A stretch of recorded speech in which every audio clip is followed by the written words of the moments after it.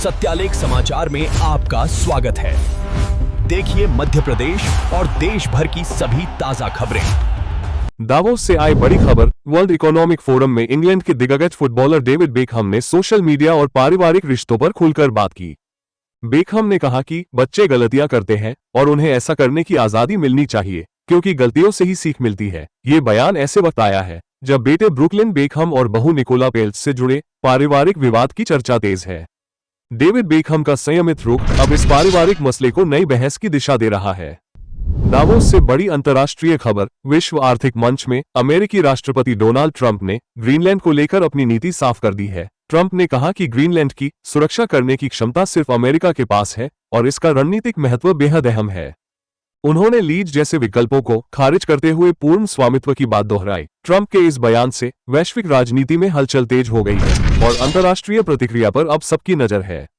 अंतर्राष्ट्रीय राजनीति से बड़ी खबर। अमेरिकी राष्ट्रपति डोनाल्ड ट्रंप की आक्रामक नीतियों से परेशान होकर रूस अब भारत और चीन के साथ नई रणनीति पर काम करता दिख रहा है। टैरिफ युद्ध और वैश्विक दबाव की नीति से कई देश असहज है। यूक्रेन मुद्दे पर पहले से तनाव झेल रहा रूस अब ट्रंप को जवाब देने की तैयारी में है। रूस चीन भारत की संभावित रणनीति से वैश्विक शक्ति संतुलन पर बड़ा असर पड़ सकता है। क्रिकेट से बड़ी खबर। न्यूजीलैंड के डैरिल मिचेल ने वनडे रैंकिंग में विराट कोहली को पीछे छोड़ दिया है। भारत के खिलाफ 2 शानदार शतकों की बदौलत मिचेल 845 अंकों के साथ नंबर 1 बन गए हैं, जबकि कोहली दूसरे स्थान पर खिसक गए हैं। इब्राहिम जादरान तीसरे और रोहित शर्मा चौथे नंबर पर है। वहीं ग्लेन फिलिप्स ने भी रैंकिंग में लंबी छलांग लगाई है, जिससे वनडे रैंकिंग में बड़ा उलटफेर देखने को मिला है। नई दिल्ली से बड़ी खबर। केंद्र सरकार ने अटल पेंशन योजना को वित्त वर्ष 2030-31 तक बढ़ाने का अहम फैसला लिया है। इस योजना के तहत 60 साल की उम्र के बाद हर महीने 1000 से 5000 रुपये तक की पेंशन मिलेगी। 18 से 40 वर्ष के नागरिक इसमें निवेश कर सकते हैं और कम से कम 20 साल का योगदान जरूरी है। सरकार का कहना है कि यह फैसला असंगठित क्षेत्र के लाखों लोगों को वृद्धावस्था में आर्थिक सुरक्षा देगा। दावोस से बड़ी सियासी खबर। अमेरिकी राष्ट्रपति डोनाल्ड ट्रंप के भारत पाक युद्ध रुकवाने के दावे पर कांग्रेस ने मोदी सरकार पर तीखा हमला बोला है। कांग्रेस नेता जयराम रमेश ने इसे ट्रंप का 71वां दावा बताया और इसकी सच्चाई पर सवाल उठाए। ट्रंप का कहना है कि उन्होंने मई 2025 में भारत पाक के बीच संभावित युद्ध रोका था। अब कांग्रेस सरकार से जवाब मांग रही है और देश विदेश में इस बयान पर राजनीति तेज हो गई है।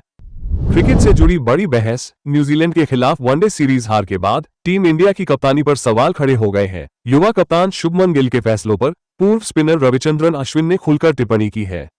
अश्विन ने कहा कि बड़े कप्तान वही होते हैं जो दबाव में सही वक्त पर सही गेंदबाज का इस्तेमाल जानते हैं। अब गिल की कप्तानी और टीम इंडिया के भविष्य को लेकर क्रिकेट जगत में चर्चा तेज हो गई है।